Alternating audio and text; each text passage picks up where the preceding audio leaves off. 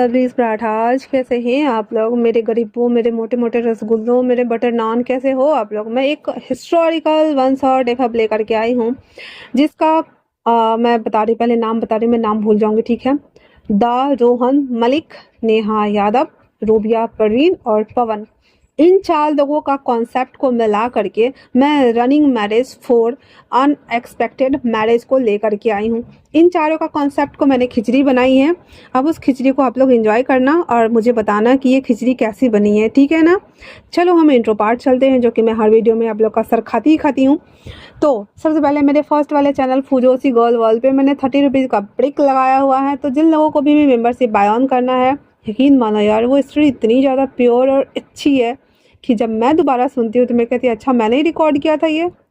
तो जिन लोगों को भी प्योर क्लासिकल लव स्टोरी पसंद आती है, प्लीज़ वो लोग 30 रुपये का मेंबरशिप बाय ऑन करके उसे सुन सकते हैं। जिन लोगों को भी हॉट पार्ट सुनना है, वो मेरे प्लस मैसेंजर को डाउनलोड करके हॉट पार्ट सुन सकते हैं। वहाँ पे मैं मारिया की एक फ़ैन फिक्सन चला रही हूँ। हालांकि वो फ़ैन फिक्सन काफ़ी खूबसूरत है, पर उसमें 18+ सीन ना हर दूसरे चैप्टर में है, जिस वजह से मैं उसे यूट्यूब पे नहीं डाल सकती। मैं कितना भी कट मारूंगी ना, फिर भी वो नहीं हटने वाला था, इसीलिए मुझे उसे प्लस मैसेंजर पे रन कराना पड़ रहा है। तो वो स्टोरी भी वाकई में काफ़ी खूबसूरत है।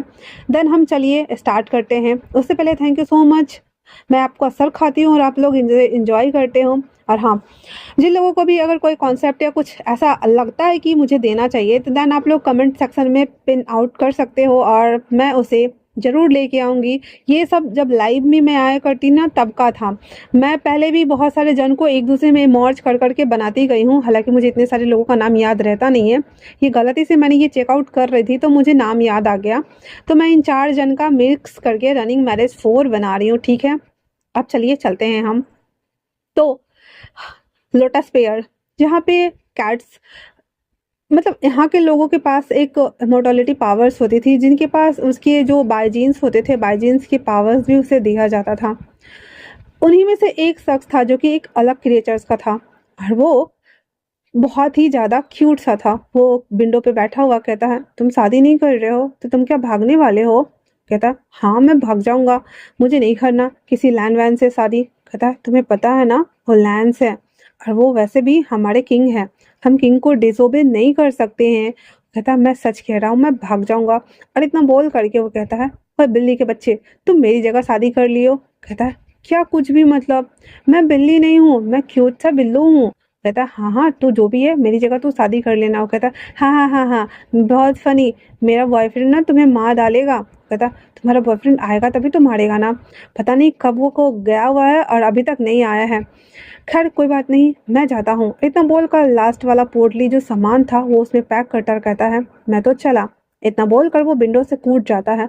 वो जो छोटा सा बिल्लू था वो ह्यूमन फॉर्म में आते हुए कहता है, जंग चिंग तुम नहीं भाग सकते, जंग चिंग।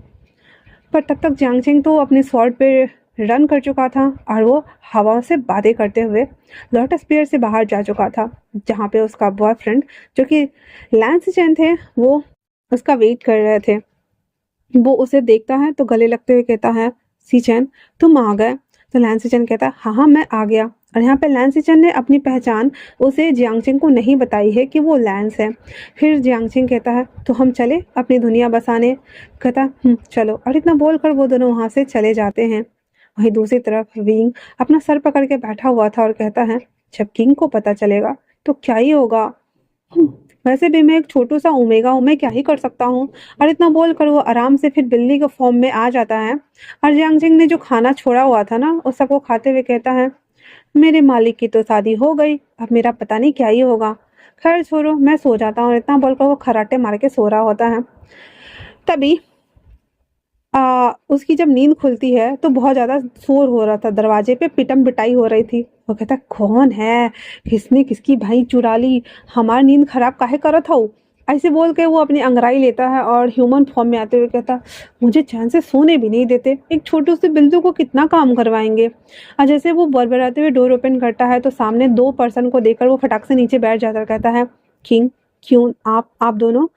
जांग फेमिया और जांग यू अंदर आते हुए कहती है, झांगछिंग कहाँ है? वो कहता है, मेरी आंख लग गई थी, मैंने नहीं देखा, शायद वो यहीं कहीं होंगे। जियांग विंग को एक लात मारती है और कहती है, मैंने पूछा कि वो कहाँ है? विंग कहता है, मैंने कहा ना कि मुझे नहीं पता कि वो कहाँ चले गए। जंग फिर मैं विंग को उठने के लिए बोलते हैं तो विंग उठ जाता है और अभी भी सर झुकाए हुए था और कहता है, सही सही बताओ बेटा, वो कहाँ है? आप तो 24 घंटे उसके साथ रहते हो ना? विंग डरते हुए कह देता है कि वो भाग गए। उसकी बात सुनकर जांगियो अपनी चिड़िया निकालती है और मारती है विंग को। 3-4 चिड़ियन मार लेने के बाद कहती है, कमबख्त लड़के, तुम्हारे पास इतनी सुपर नेचुरल पावर है, उसके बावजूद भी तुम उसे रोक नहीं सके, हाँ? तो विंग कुछ भी नहीं बोलता, चुपचाप खड़ा था। चांग फेमियांग कहते हैं, यो शांत हो जाओ, और इतना बोलकर वो दोनों वहां से चले जाते हैं। विंग को, जो कि एक छोटा सा क्यूट सा बिल्ली था, वो उसे बहुत ज्यादा चोट लग गई थी और वो कहता है, मेरे साथ ही ऐसा क्यों होता है? मैंने किसी का क्या बिगाड़ा है? मैं मैं मैंने किसी का कुछ नहीं बिगाड़ा, फिर भी सब मुझे आते हैं और फटे हुए बांस के जैसे धो डालते हैं, और मैं यहाँ नहीं रहूंगा। इतना बोलकर वो भी खिड़की से कूद जाता है और भागते भागते बिल्ली का फॉर्म में था, वो एक पॉन्ड के किनारे आके बैठ जाता है और ह्यूमन फॉर्म में आने के बाद वो रो रहा होता है। रोते रोते कहता है, मेरी मम्मा, मेरे बाबा पता नहीं कहाँ है, मुझे इस हाल में छोड़ के चले गए, मुझे नहीं जाना। विंग पीछे से बहुत क्यूट लग रहा था, उसके वाइट वाइट बाल थे और विंग अभी अपनी ओरिजिनल फॉर्म में था। उसके 2 छोटे छोटे ईयर्स ऊपर निकले हुए थे और वो बहुत बहुत क्यूट लग रहा था। और वो कहता है, पता नहीं मेरा बॉयफ्रेंड कहाँ है, सब सब मुझे छोड़ के क्यों चले जाते हैं, मुझे बहुत बुरा लगता है, सब मेरे साथ ऐसा बैडली ट्रीट क्यों करते हैं। उसी रास्ते से लैन की सवारी जा रही थी। लान वांगजी, जो कि अपने रथ में बैठा हुआ था, हाँ रथ में बैठा हुआ था, वो बग्गी बग्गी में बैठा हुआ था, जा रहा होता है। विंग की रोने की आवाज़ सुनता है तो वो अपने बग्गी को रोकने का इशारा करता है, जहाँ पे उसको सोयांग बाहर आकर के उस बग्गी को रोकते हुए कहता है, किंग आपको कुछ चाहिए क्या? कहता है, ये कौन रो रहा है? बाकी लोग सब अगल बगल देखते हैं और कहते हैं, यहाँ कोई भी तो नहीं रो रहा है। भंगजी कहता है, ऐसा हो ही नहीं सकता। सोयांग कहता है, डेमन लॉर्ड, हम सच कह रहे हैं, यहाँ कोई नहीं रो रहा है। कहता है, मैं डेमन हूँ, डेमन किंग हूँ, तुम्हें लगता है कि मैं झूठ बोलूंगा? फिर वो उससे बाहर आता है और अपनी तरफ चारों नजर दिखता है, दौड़ाता है तो सामने उसे विंग बैठा हुआ दिखता है। तो वो कहता है, सामने वो बैठा हुआ तुम्हें नहीं दिख रहा है? स्वयं कहता है, वहां कोई नहीं है, वहां तो बस एक पत्थर है और कुछ भी नहीं है। वो स्वयं को एक नजर देखता है, कहता है, तुम सब यही रहो, हम आते हैं। वांग जी विंग के पीछे आके खड़ा हो गया था और कहता है, तुम क्यों रो रहे हो लिटिल किटन? विंग कहता है, क्योंकि मुझसे कोई प्यार नहीं करता, सब जब मुझे छोड़ के चले जाते हैं, हर कोई मेरा फायदा उठाते हैं और बस सब मुझे अपने फायदे के लिए ही यूज करते हैं। आपको पता है, अभी अभी मुझे मारा, बहुत मारा। और वो अपना हाथ दिखाता है जिसपे ना छोटा सा किटन बना हुआ था और कहता, मुझे यहाँ दर्द होता है पर कोई नहीं समझता। तांग जी उसकी बात सुनकर कहता, अच्छा तुम्हें सच में दर्द होता है? तो फिर वो अपने पास से एक जेड वाला टोकन निकालता है और कहता है, ये लो, जब तुम्हें जरूरत पड़े तो तुम मेरे पास आओगे ना। विंग और वांगजी ने अभी तक एक दूसरे को देखा नहीं था। वांगजी विंग के पीछे खड़ा था और विंग बस बकते हुए वो बोले जा रहा था। वांगजी कहता है, मैं अभी जा रहा हूँ, जब तुम्हें जरूरत हो इसे क्रैश करना, मैं तुम्हारे सामने आ जाऊंगा। विंग हल्का सा तिरछा होकर ऊपर देखता है, जहाँ पे विंग के नोज रेड हो गए थे, उसकी आंखें बहने की वजह से पफी हो गई थी और वांगजी उसके फेस को क्लियरली नहीं देख पा रहा था। वो कहता है, तुम बहुत क्यूट हो लिटिल किटन। विंग कहता है, शुक्रिया आपका, आप बहुत सुंदर हो। और इतना बोलकर वो वापस से सुबक के रोने लगता है। वांगजी उसे बस देखकर मुस्कुरा देता है और वहां से वो वापस से अपनी बग्घी में आके बैठ जाता है और लोटस पियर के लिए रवानगी लेता है। वहीं लोटस पियर में हाहाकार मचा हुआ था, हर तरफ जियांगचेंग को ढूंढा जा रहा था, पर जियांगचेंग तो कहीं मिल ही नहीं रहा था और वो सब लोग परेशान हो गए थे। वांग जी वहां आता है, जहाँ पे जियांग यू और जियांग फिमियांग दोनों उसका स्वागत करते हैं। स्वागत करने के साथ ही उसे इंपेरियल पैलेस लाया जाता है। वो किंग था, इसलिए जियांग फिमियांग उसे अपना थ्रोन देते हैं बैठने के लिए। वांग जी वहां जाके बैठ जाता है और यहाँ पे उसका स्वागत किया जाता है, चाय पानी नाश्ता वगैरह कराया जाता है और कहता है, आप थोड़ा आराम करने के बाद शादी का रिचुअल परफॉर्म कीजिएगा। वांग जी कहता है, क्या कोई परेशानी है? तभी अंकल किरण आगे आते हुए कहते हैं, इतनी क्या है, कहीं तुम कुछ छुपा तो नहीं रहे ना फेमियांग? वो कहता है, नहीं नहीं, आप लोग इतनी दूर से आए हैं ना, बस इसीलिए मैं अभी आता हूँ और आपकी ब्राइड को भी लेके आता हूँ। इतना बोल करके वो सबको ग्रीट करता हुआ बाहर अपने पैलेस आता है, जहाँ पे जियांग बहुत ज़्यादा गुस्से में थी और जीडियन से सारे सामानों को तहस नहस कर रही थी। तभी वो कहता है, यो शांत रहो और शांतिपूर्वक करो।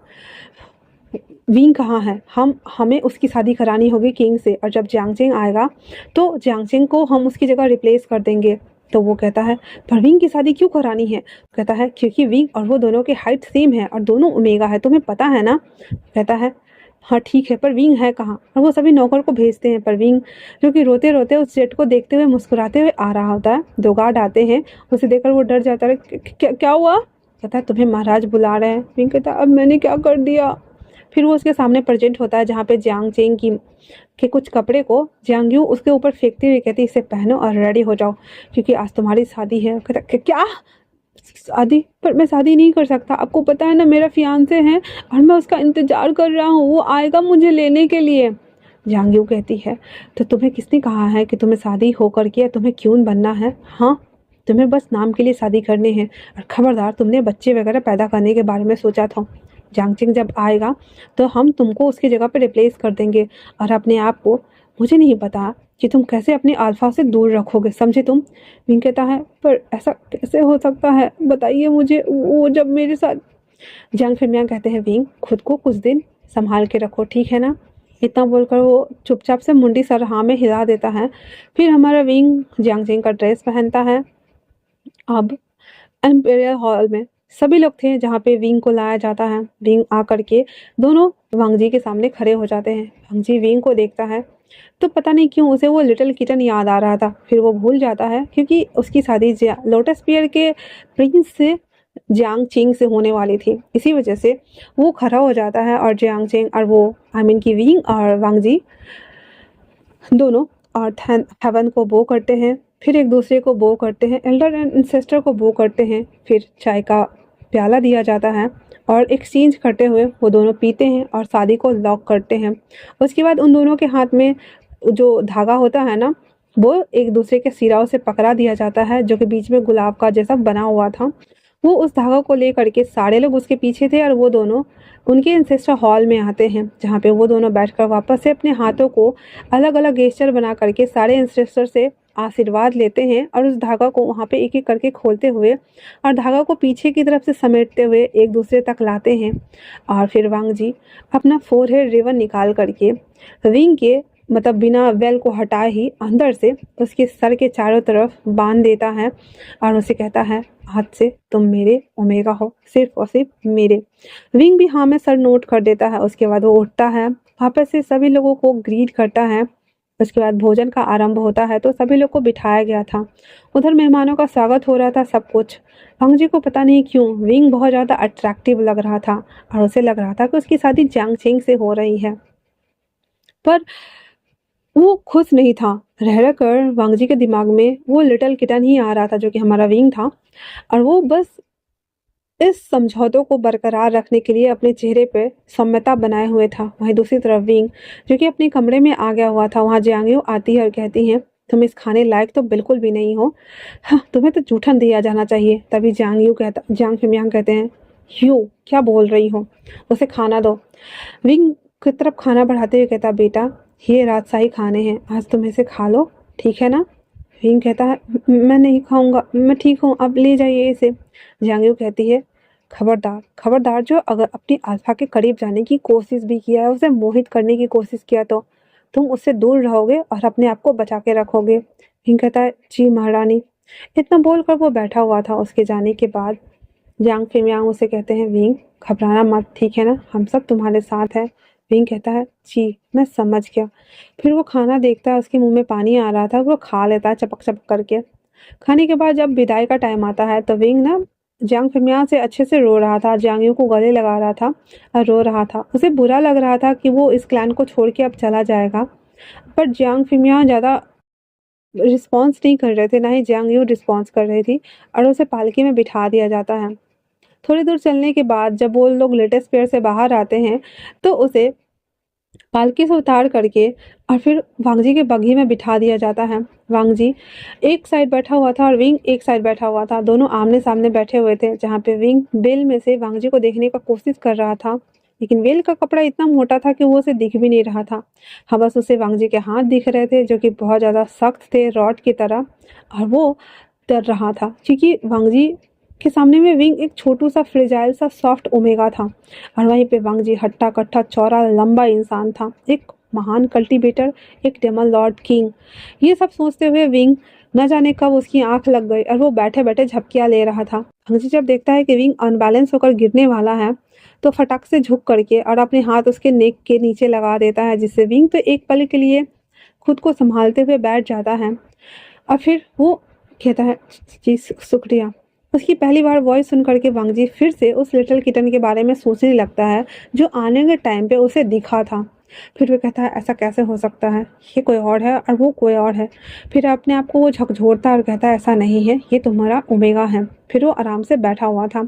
अब वहीं दूसरी तरफ हमारा जो विंग था वो बैठे बैठे फिर से झपकी खाने लगता है। वांग जी ना चाहते हुए भी विंग के साइड आता है और विंग उसके शोल्डर पे अपना सर रख करके सो जाता है। ये घोसू की तरफ जाने वाला रास्ता कब बीत गया विंग को पता ही न चला। घोसू में प्रवेश करने के लिए वांग जी और वो दोनों बैठे हुए थे। वो बग्घी से उतरता है तो विंग कहता है, क्या हम आ गए?" वांग जी कहता है, फिर वो बाहर आता है और वो चलना शुरू करता है। उसकी चढ़ाई देख करके तो विंग बहुत ज़्यादा थका हुआ था और अपने मन में कहता है, ये कितना दूर है, क्या मुझे पैदल जाना होगा, मेरे पैर दुख रहे हैं, मैं नहीं जाऊंगा, मैं यहाँ से भाग जाऊंगा। फिर वो ना रुक गया था तो वांग जी देखता है कि विंग उसके साथ नहीं आ रहा है, तो वहाँ पे खड़ा होता है। एक हाथ आगे उसके बिचन पे था और दूसरा उसके हाथ पीछे थे, और वो एकदम डीप डार्कन वॉइस में कहता है, क्या तुम अंदर नहीं आ रहे हो? विंग कहता है, और इतना बोलकर वो लड़खड़ाते हुए वहाँ आता है और वांग जी के ऊपर सीधे बम्प अप होता है। वांग जी कहता है, देख के चलो, डिस्गस्टिंग, और इतना बोल करके वो अंदर चला आता है। विंग भी उसके पीछे पीछे आता है। अब वांग जी के पैलेस में, जो कि एक बहुत खूबसूरत सा इंपेरियल पैलेस वुडन का बना हुआ था। उसके कमरे में हालांकि ज़्यादा सामान तो नहीं थे, लेकिन जो भी सामान था कॉस्टली और सजावटी था। विंग उस कमरे में आता है और विंग को दो मेड वहाँ पे बिठाते हुए कहती है, आप यहाँ पे बैठिए, किंग अभी गए हैं इंपेरियल पैलेस, वो आते ही होंगे, आप उनके कक्ष में आराम करिए। विंग कहता है, जी शुक्रिया। फिर वहाँ पे उसके कमरे में बहुत सारे अखरोट और बादाम और किशमिश, छुहारे, कुछ खाने के सामान, वाइन की बोतल्स, चाय, ये सब कुछ रख करके वो मेड वहाँ से मुस्कुराते हुए चली जाती है। विंग को समझ नहीं आ रहा था कि वो क्या करे, इसीलिए वो बस वहाँ पे ऐसे ऐसे टहल रहा होता है। वहीं दूसरी तरफ वांग जी, जो कि एकदम आग बबला हो गया था, उसे आते ही खबर मिलती है कि उसका भाई, जो कि बड़ा भाई है, वो पहले तो कल्टीवेशन के क्षेत्र में आना नहीं चाहता था, जिस वजह से उसे यहाँ का किंगडम संभालना पड़ा था। और दूसरी बात ये कि वो आज गोसू लैंड सेक्ट को छोड़ के चला गया है किसी के साथ में, और वो जिसके साथ गया है वो लोटस पियर से ही था।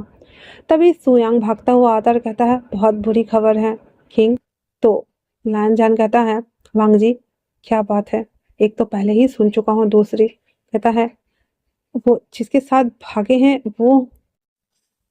वो एक्चुअली में वो आपका होने वाला ओमेगा था। वांग जी कहता है, क्या बकवास कर रहे हो, अभी तो मेरी शादी हुई है ना। तो कहता है, आपकी जिससे शादी हुई है शायद से वो उसका नौकर है, हमने पता लगाया है। तो वो कहता, अच्छा, मेरे साथ इतना बड़ा गद्दारी। और उसकी तरफ ना ब्लैक स्मोक्स बन रहे थे बहुत डीपन वाला, और जो हमारा वांगजी था वो बहुत ज़्यादा दांत पीस रहा होता और कहता है, ठीक है तुम जा सकते हो, और हाँ, कुछ मदिरा की बोतल को भेजा जाए। स्वयं को समझ में आ गया था उस बेचारे ओमेगा की खैर नहीं, अब तो ये वांगजी उसका चटनी बना के खा ही जाएगा।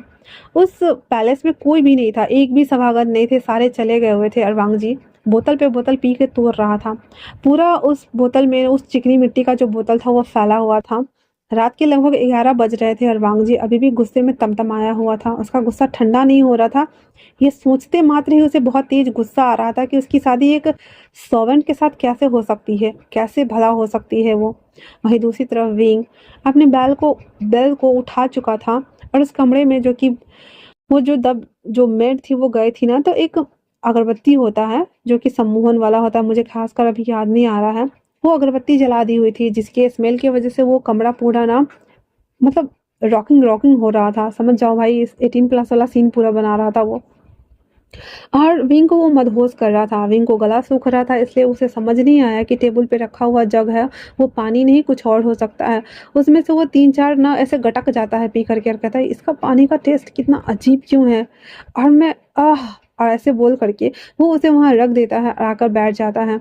वो उसी तरीके से बैठा हुआ था, उसे अब कुछ समझ नहीं आ रहा था। फिर उसे भूख लगती है तो वो देखता है कि उस कमरे में बहुत सारे ड्राई फ्रूट्स, नट्स वगैरह रखे हुए हैं। वो सब में से एक-एक मुट्ठी लेकर के खा लेता है और वापस से आके बैठ जाता है। बैठे-बैठे उसकी झपकी लग रही होती है, तभी अचानक से दरवाज़ा खुलता है। विंग जब देखता है कि उसका अल्फा आ रहा है तो वो अपना वेल और अपने आप को एकदम अच्छे से सेट करके बैठ जाता है। वांग जी जो कि तलवार टन टन टन टन करते हुए आ रहा था, वो जब देखता है विंग को बैठे हुए, अपने तलवार से उसके बेल को हटाता है और कहता है, तो तुम मेरे ओमेगा हो, है ना? विंग अपना सर नीचे करते हुए कहता है, जी मैं आपका ओमेगा हूँ। अल्फा इतना बोला हुआ ही था कि वांग जी कहता है, ठीक, मैं तुम्हारा अल्फा हूँ, तो तुम्हें पता है ना तुम्हें क्या करना है? तुम्हें अपने अल्फा को सौंप करना होगा। और इतना बोलने के साथ उस तलवार के साथ ही उसके चिन्ह को धीरे-धीरे ऊपर कर रहा होता है। विंग को तो डर लग रहा था भाई उसके नरट्टी में कहीं तलवार ना घुसा दे ये इंसान। पर वो धीरे-धीरे अपनी आँखें ऊपर करते हुए वांगजी को देखता है। पहली बार वो वांगजी को देख पा रहा था। हालाँकि उसने जब वांगजी को देखा था उस पॉन्ड साइड में, तो सूरज की रोशनी की वजह से ना उसके चेहरे पर बस चमक आ रही थी। तो उसने वांगजी को फेस को नहीं देखा था क्लियर तरीके से, ना ही विंग ने उसे देखा था, ना ही वांगजी ने विंग को देखा था।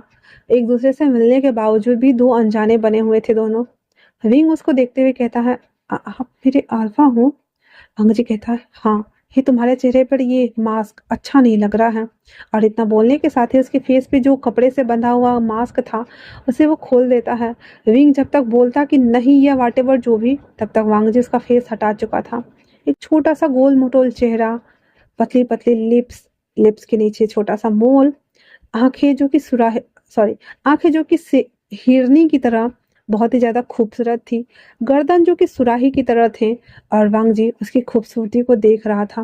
वांगजी अपने तलवार को पटक देता है और अपने रोब्स को उतारना शुरू करता है। विंग जिसके हाथ उसके वेल के ऊपर और उसके कपड़े के ऊपर कसे हुए थे, और वो अपने मन में कहता है, ये क्या करने वाले हैं? मैं ऑलरेडी किसी और के साथ इंगेज हूँ, मेरा फियांसे है, पर ये मेरे साथ ये सब कुछ नहीं कर सकते। मुझे खुद को बचाना था। हाँ, मुझे किंग ने और क्यून ने कहा था। और वो बस सोच ही रहा होता है, तब तक वांगजी उसके सामने फुल नेकेड खड़ा था। विंग उसको देखता है ऊपर से नीचे तक और उसकी आंखें फट के बाहर आ गई थी, क्योंकि वांगजी का बॉडी एकदम कसा हुआ था। हाथ, पैर, चेस्ट एरिया, यहाँ तक कि हर चीज कसे हुए थे। वो एक कल्टीवेटर और एक किंग था, डेमन लॉर्ड किंग। वांगजी उसके करीब बढ़ते हुए कहता है, तुम्हें पता है ना अपने अल्फा के साथ क्या करते हैं लोग? हाँ। विंग कहता है, मैं आपके साथ ये सब नहीं करना चाहता। आप मेरे अल्फा हो, पर मैं नहीं चाहता। वांगजी उसके जबड़े को कस के पकड़ते हुए कहता है, ज्यादा बनने की जरूरत नहीं है, समझे तुम? और इतना बोलने के साथ ही उसने जो उसे फोरहेड रिबन बांधा था ना, एक हाथ से खींचता है जिससे कि उसके नाखून उसके फोरहेड पे लग जाते हैं, और उसके दोनों हाथों को बांध देता है और कहता है, मुझे पता है तुम मेरे ओमेगा नहीं हो, तुम एक स्लेब हो ना?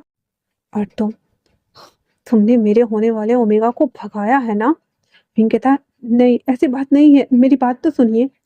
वांगजी एक थप्पड़ खींच के लगाता है विंग को और बेड पे पुश करते हुए कहता है, चुप रहो और मुझे सर्व करो। नौकरों का काम ही होता है अपने मालिक को सर्व करना। और वैसे भी तुमने मुझे अभी अल्फा बोला ना, और ऊपर से मैं एक डेमन लॉर्ड किंग हूँ। मैं सब्स्टिट्यूट, कॉन्क्यूबाइन और क्यून तीनों रख सकता हूँ।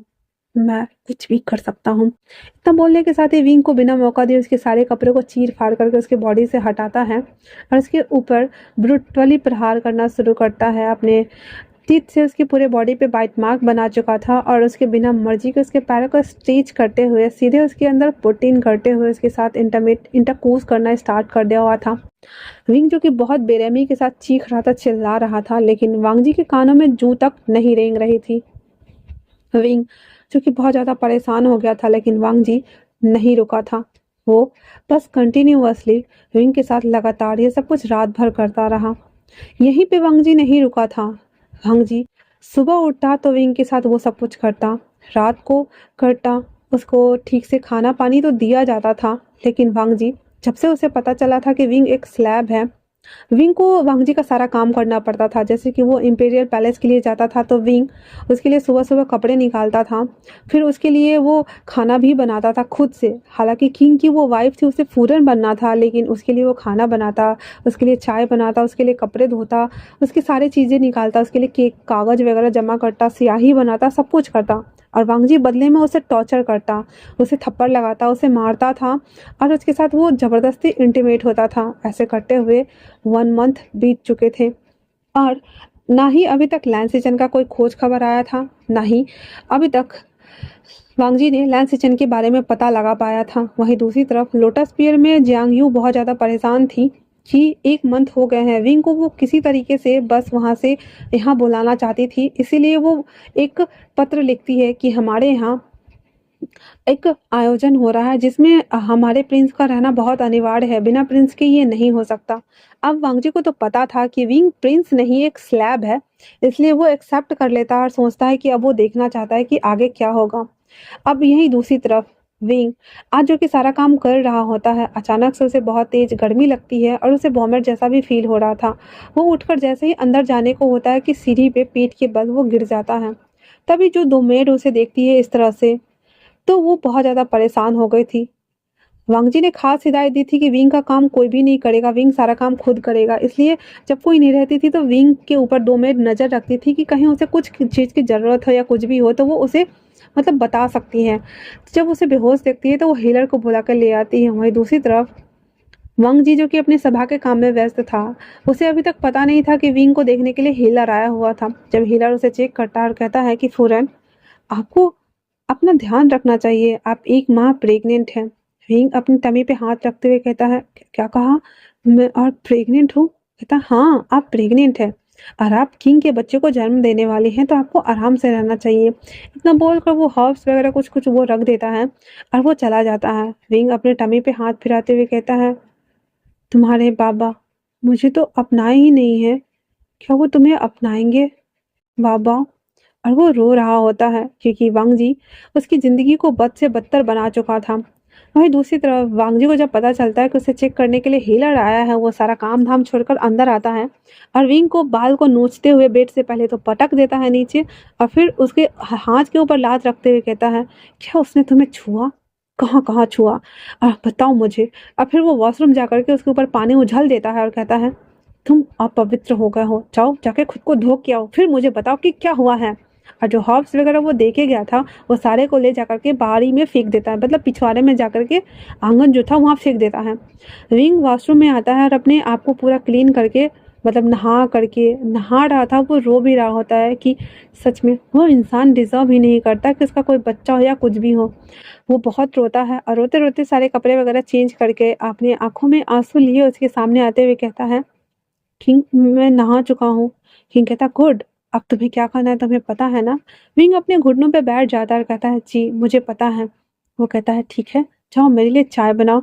विंग घुटनों के बल बैठते हुए वहां जाता है और चाय बनाता है और फिर उसी तरह बैठकर लाकर उसे देता है। वांगजी उसे फेंक देता है और कहता, फिर से जाओ। इस तरह से विंग ना 5 बार वांगजी के लिए चाय बनाकर लाता है, पर वांगजी अभी भी चाय नहीं पीता है और उसके बालों को नोचते हुए उसे कहता है, मैंने पूछा कि उसने तुम्हें कहाँ कहाँ छुआ? हाँ, क्योंकि सिर्फ और सिर्फ मैं तुम्हें छू सकता हूँ। रिंग कहता है, उसने मुझे नहीं छुआ, प्लीज मुझे छोड़ दो। और वांगजी गुस्से के मारे बहुत तिलमिलाया हुआ था, वो उसे जबड़े को पकड़ते हुए विंग को मतलब खींच के उठाता है और बेड पे पटकते हुए फिर से उसके सभी कपड़ों को उसके बॉडी से अलग करते हुए उसके पूरे बॉडी को नोचते हुए उसके साथ फिर से वो इंटरकोर्स करना स्टार्ट करता है। विंग उसको मारते हुए कहता है, आप मेरे साथ ऐसा नहीं कर सकते, प्लीज़ प्लीज़ मेरे ऊपर से हटिए। पर वांग जी सुनने के मूड में बिल्कुल भी नहीं था। वांग जी अपना सारा काम तमाम करने के बाद कहता है, तुम्हें 2 दिन के लिए मैं लोटस पियर लेके जा रहा हूँ और तुम्हें मेरे साथ ही वापस आना होगा। विंग कुछ भी नहीं बोलता और उसी तरीके से पड़ा हुआ था। वांग जी उसके ऊपर उसका कपड़ा फेंकते हुए कहता है, तैयार हो जाओ और चलने की तैयारी करो, और हाँ, उससे पहले मेरे लिए खाना बनाओ। इतना बोलकर वांग जी स्नान के लिए चला जाता है।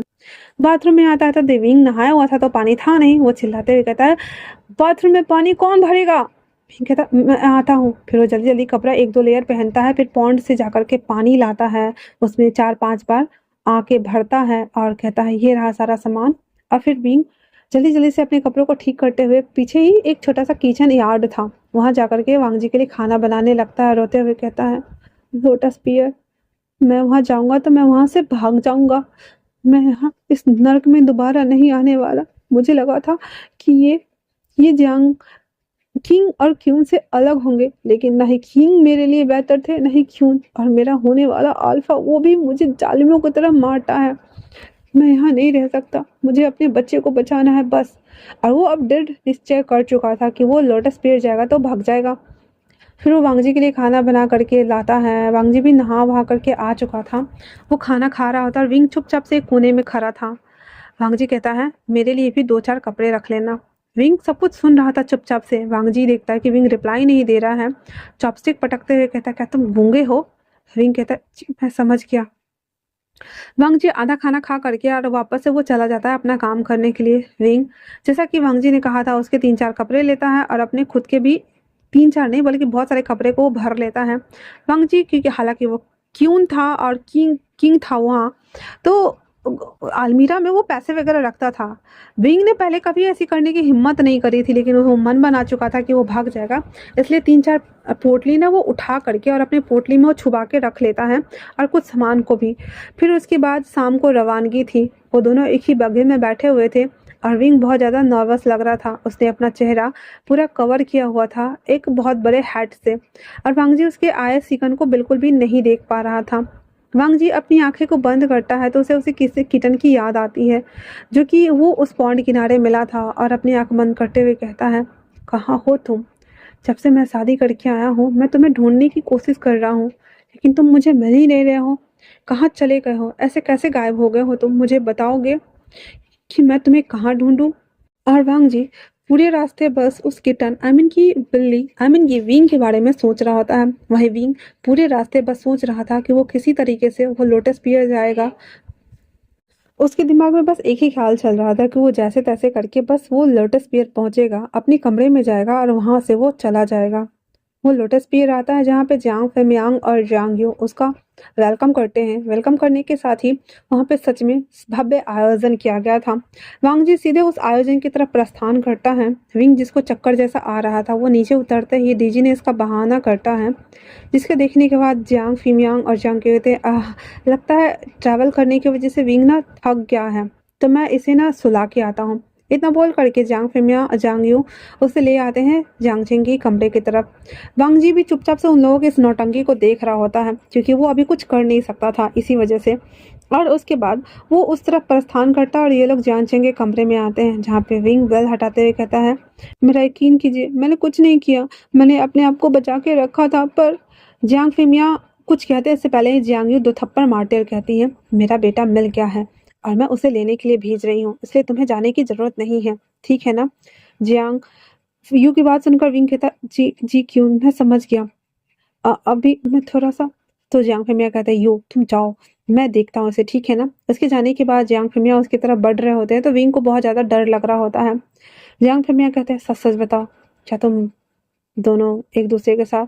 विंग झूठ बोल देता है, कहता है, नहीं नहीं, आपने कहा था ना। तो हालांकि उन्होंने मुझे 2-3 बार मारा भी, पर मैं उनके पास नहीं गया। मैंने बोला कि मुझे डर लगता है और मेरी उम्र भी उतनी नहीं है। जियांग जियांग फेमियांग को यकीन तो नहीं हो रहा था, क्योंकि विंग के बॉडी से ना वांगजी के कोलेजन की की उसकी अल्फा फेरोमोन्स की स्मेल आ रही थी, जिसके स्मेल करने के साथ ही, क्योंकि जियांग फेमियांग भी एक अल्फा थे, इसी वजह से वो समझ पा रहे थे। फिर ये कहता है, अगर ऐसी बात है तो अभी बता दो विंग, है ना, बाद में तुम्हारे साथ अच्छा नहीं होगा। विंग कहता, नहीं नहीं, सच ही कह रहा हूँ, मैं नहीं गया था, मेरा यकीन कीजिए प्लीज। और इतना बोलकर वो बैठ जाता है। उसके बैठते ही वो कहता है, ठीक है ठीक है। और जियांग फेमिया वहां से चले जाते हैं। उसके जाते हैं विंग राहत की सांस लेता है और पानी पीता है। फिर वो अपने कपड़ों को चेंज करता है और नॉर्मल जो वेटर वाले कपड़े होते हैं ना, वो लेके आया हुआ था वो, तो वो उसमें से निकाल करके जल्दी जल्दी पहन लेता है और फिर अपने पोटली को लेता है और पैसों को वहां से उसने वांगजी का कुनियान बैग भी मतलब ऐसे छुपा लिया हुआ था अपने बैग में। तो उसका कुनियान बैग, कुछ पैसे, कुछ ज्वेलरीज, वो सब कर उसमें छुपा लेता है, कुछ कपड़े भी उसी में छुपा लेता है और सारा चीज़ उस कमरे में छोड़ करके कुनियान बैग में वो जो एक जेट पेंटेड दिया हुआ था ना वांगजी ने, वो भी रखा हुआ था। वो सबको अच्छे से कमर में ऐसे पोटली को अच्छे से बांध करके छोटा करके और खोस के कि कोई देखे ना, और वो कूद जाता है और कूद के जंगल की तरफ भाग जाता है। इधर वांगजी, जो कि बहुत टाइम हो चुका था, लगभग 1-1.5 घंटे हो चुके थे, विंग अभी तक नहीं आया था, इसलिए वो सुयांग से कहता है, जाके देखो मिस फूरन कहाँ है, वो क्यों नहीं आई है? उसकी बात सुनकर सुयांग कहता है, जी जब वो उसके कमरे की तरफ आता है जहाँ पे कुछ लोग पहरेदारी कर रहे थे, तो कहता है कि क्या वो अंदर हैं, उन्हें हम लेने आए हैं। वो कहता है जी।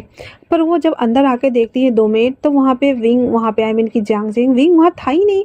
वो बाहर आके कहती है जी मिस फूरन अंदर नहीं है। श्रेयांक कहता है क्या? और वो अंदर आता है, फटाक से दरवाजा वगैरह खोल के देखता है जहाँ पे सच में विंग नहीं था। वो पूरा एकदम चौकस होकर देख रहा था। वांग जी कहता है, श्रेयांक कहता है अब पता नहीं क्या ही होगा। और वहीं दूसरी तरफ हमारा वांग जी, जो कि कब से वेट कर रहा था, जब देखता है कि सुयंग यहाँ नहीं है तो वो उठ के खड़ा हो जाता है। तो जियांग फेमियांग कहते हैं आपको क्या हुआ है किंग, आपको कुछ चाहिए? उस पर कहता है मेरी फूरन कहाँ है? तो वो कहता है आपकी फूरन आती ही होगी। तभी सुयंग भागता हुआ आता है, कहता है किंग किंग क्यों अपने कमरे में नहीं है? वो भाग गए। इतना सुनना हुआ ही था कि वांग जी अपनी तलवार निकालता है और जियांग फेमियांग के सर पे रखते हुए कहता है ये सब क्या हो रहा है? हाँ, मेरी फूरन कहाँ है, बताओगे तुम? जियांग फेमियांग कहते हैं हम अभी पता करवाते हैं। सारा लोग खोजते हैं, सब कुछ छानबीन की जाती है। विंग तो एक बिल्ली था ना, और ये बात सिर्फ और सिर्फ हमारे जियांग छिंग को पता था कि विंग के पास एक सुपर नेचुरल पावर है। जियांग फेमियांग और जियांग चेंग को और जियांग यू को, बाकी किसी को नहीं पता था। तो विंग तो बिल्ली बन के वहां से भाग गया था, किसी को पता ही नहीं था। इसीलिए वो सब ढूंढते रह जाते हैं। विंग बहुत दूर सुदूर जंगल में निकल गया हुआ था। वांग जी कहता है मैंने पूछा मेरी फूरन कहाँ है, पर कोई आंसर नहीं था उन लोगों के पास। जियांग यू नीचे घुटने पे बैठ जाती है और कहती है किंग मुझे क्षमा कर दीजिए, हम आपसे ये सब कुछ छुपाना नहीं चाहते थे। एक्चुअली में जो आपकी फूरन है वो आपकी फूरन नहीं है। एक्चुअली में मेरा बेटा शादी वाले दिन भाग गया था। वांग जी कहता है हाँ मुझे पता था कि मेरा होने वाला ओमेगा शादी वाले दिन भाग गया था। मैं देखना चाहता था और मैंने देख लिया।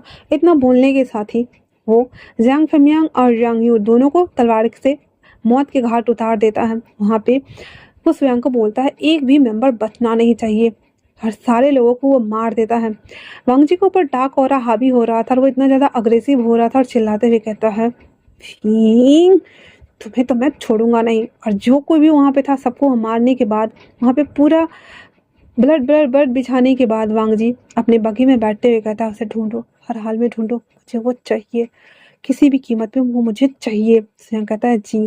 और इतना बोल करके वो लोग वापस से गुस्सू के लिए रवानगी लेते हैं। वहीं दूसरी तरफ हाहाकार मच गया था कि लोटस पेयर के क्यून और किंग को, कि हमारे जो किंग हैं, जो पूरे रेलम को चलाने वाले किंग हैं, उन्होंने मार डाला। हमारे जो पूरे संप्रदाय को नेतृत्व करने वाले जो किंग हैं उन्होंने मार डाला। हर संप्रदाय के लोग डरे हुए थे, हर क्लान के लोग डरे हुए थे किंग के इस सडन एक्शन की वजह से, क्योंकि उन्हें मेन रीज़न पता ही नहीं था। और सबको ये लग रहा था कि ऐसा क्या किया लोटस पेयर वालों ने कि उनको मौत की सज़ा मिली है, पूरे के पूरे क्लैन को ही खात्मा कर दिया गया है। वहाँ पे ना एक चिड़िया था, ना बच्चे थे, ना बूढ़े थे, ना गाय बकरी थी, कुछ नहीं था।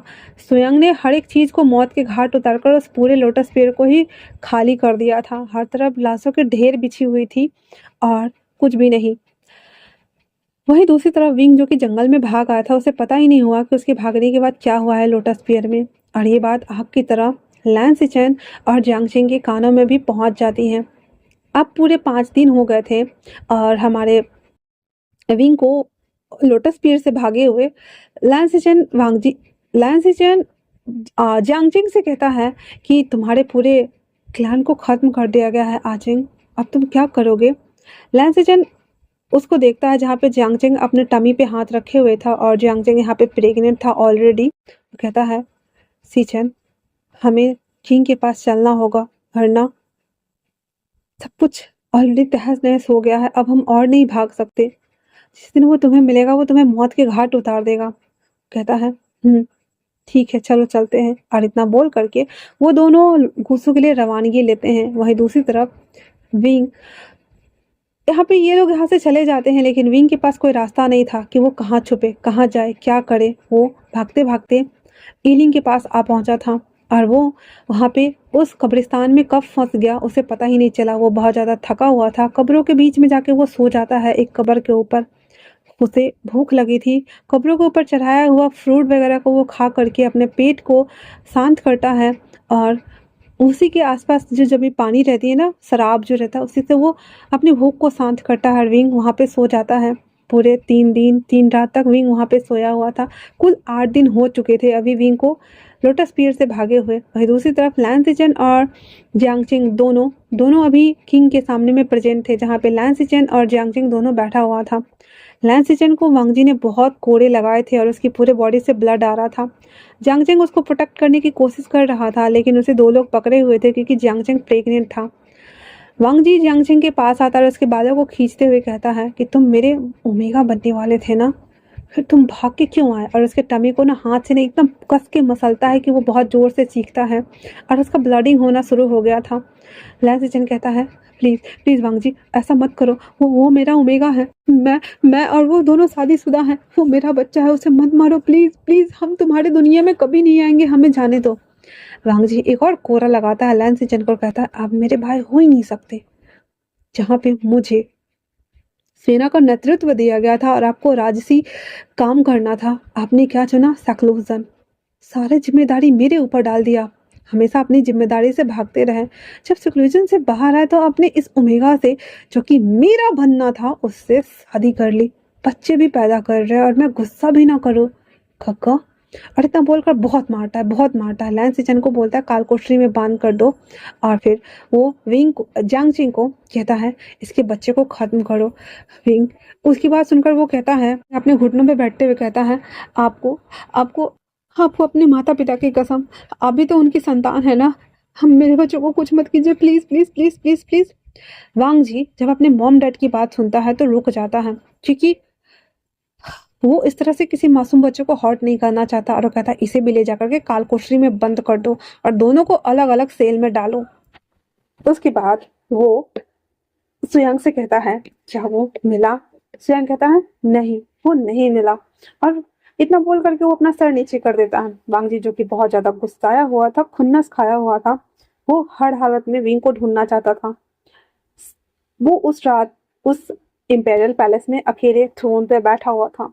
उसकी तलवार खुली हुई थी और उसके बगल में खड़ी थी, और वहीं दूसरी तरफ हमारा लैन सिचन एक सेल में था और दूसरे सेल में हमारा जियांगजिंग था, जिसे बहुत ज्यादा दर्द हो रहा था क्योंकि वांगजी ने उसके टमी को बहुत जोर से ग्रैब करके मसल दिया हुआ था, जिस वजह से उसे बहुत बहुत ज्यादा पेन हो रहा था। उसे नहीं समझ में आ रहा था कि आफ्टर ऑल करे भी तो क्या करे वो। इसी वजह से वो बस चीख रहा था। लैन सिचन कुछ पहरेदारों को बोलता है कि हीलर को बुलाओ, पर पहरेदार भी कुछ नहीं सुन रहे थे और वो बस चुपचाप से पे खड़े होकर के तमाशा देख रहे थे, जिस वजह से लैन सिचन चिल्लाते हुए कहता, मैं यहाँ का किंग का भाई हूँ, मैं मेरी पूरी फैमिली यहाँ रूल करती है और तुम्हें मेरी बात सुननी नहीं है? अभी क्या भी मैंने कहा हीलर को बुलाओ। फिर पहरेदार चुपचाप से उसकी वॉइस को सुन रहा होता है। फिर लैन सिचन कहता है मैंने कहा अभी के अभी बुलाओ। फिर वहां से एक पहरेदार भागता हुआ जाता है और हीलर को बुला करके ले आता है, जो लैन सिचन को चेक कर रहे होते हैं, जियांगजिंग को चेक कर रहे होते हैं। कितना मशक्कत करने के बाद इसके ब्लड को रोका जाता है और लगभग 1 घंटे बाद उसकी ब्लडिंग बंद हुई थी। लैन सिचन को थोड़ी राहत थी कि काश आखिरकार जियांगजिंग का ब्लड रुक गया। वो हीलर से कहता है कि मेरा बच्चा कैसा है? हीलर कहते हैं कि आपका बच्चा और ये दोनों स्वस्थ है, पर बहुत ज्यादा क्रिटिकल कंडीशन में है, इन्हें बहुत आराम से रहना होगा वरना कुछ भी हो सकता है। उसकी वॉइस सुन करके लैन सिचन थोड़ा सा राहत की सांस लेते हुए कहते हैं हाँ ठीक है, वो हम उसका ध्यान रख लेंगे। उसके बाद हीलर वहां से चले जाते हैं। हीलर के जाने के बाद लैन सिचन चांगचेंग के बगल में, उसकी सेल के बगल में ही वहां पे बैठा हुआ था और उससे कहता है क्या तुम ठीक हो आचिंग? आचिंग कहता है हाँ हम ठीक है, पर मेरी वजह से विंग विंग को सफर करना पड़ रहा है, मुझे उसके लिए बुरा लग रहा है। सीचन सीचन कहता है वो उसका आल्फा है, अगर वो सफर कर रहा है तो वो भी करेगा।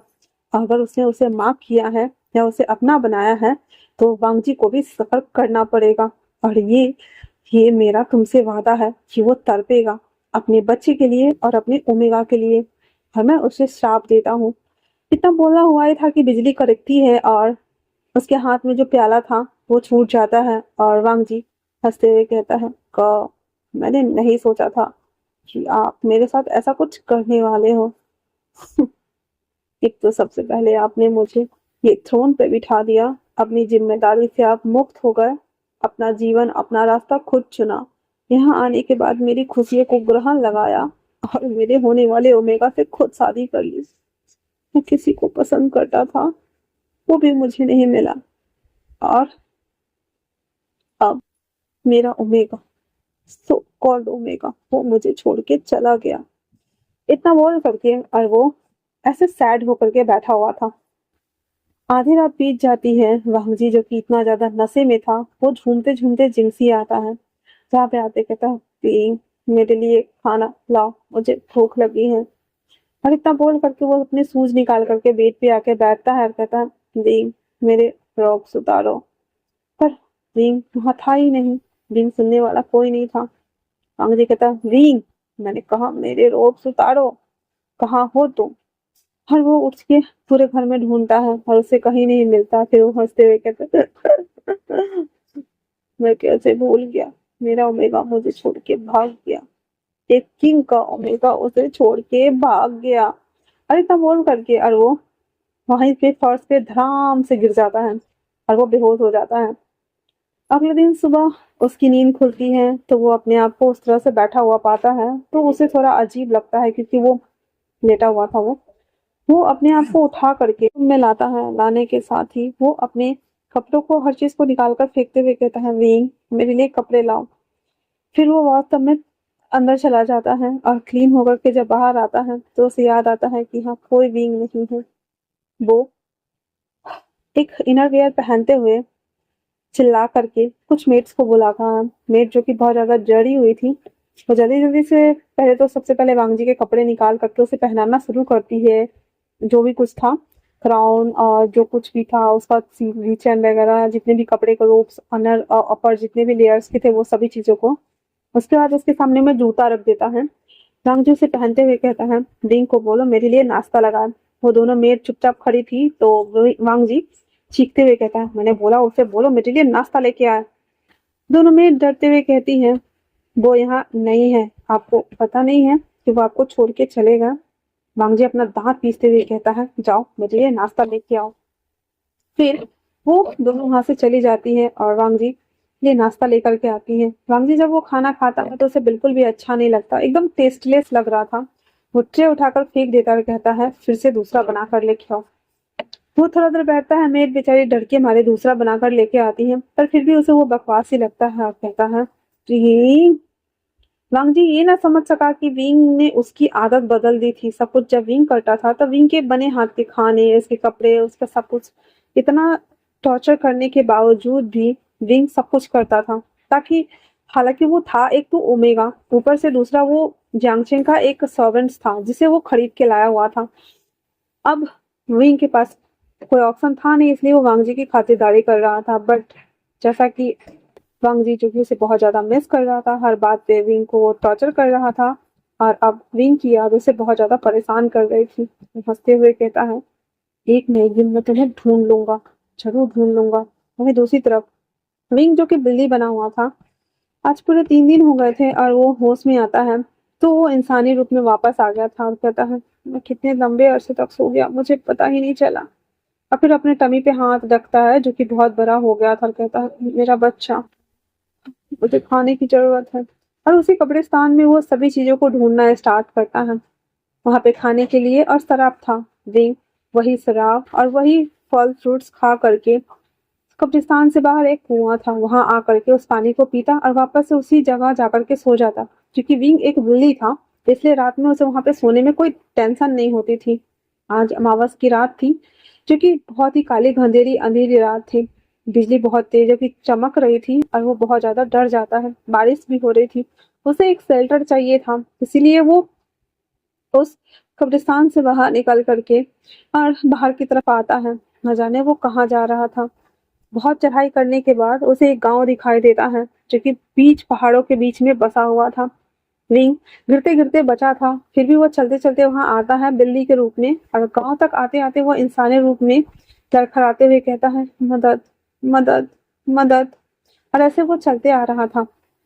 विंग विंग जो कि आते आते गांव में बेहोश हो गया। एक बच्चा जो कि खेल रहा था वो देखता है कि कोई इंसान पानी के बीचों बीच रोड पे पड़ा हुआ है, बारिश हो रही है। वो अपनी मम्मी को बोलता है मम्मी वहां पे कोई है, मम्मी वहां पे कोई है। वो औरत गांव वालों को हल्ला करके इकट्ठा करती है और सभी छाता लेकर के वहां आते हैं जहाँ पे विंग भिंगा हुआ था। उसको देखकर सभी समझ गए थे कि ये एक ओमेगा है और प्रेग्नेंट है।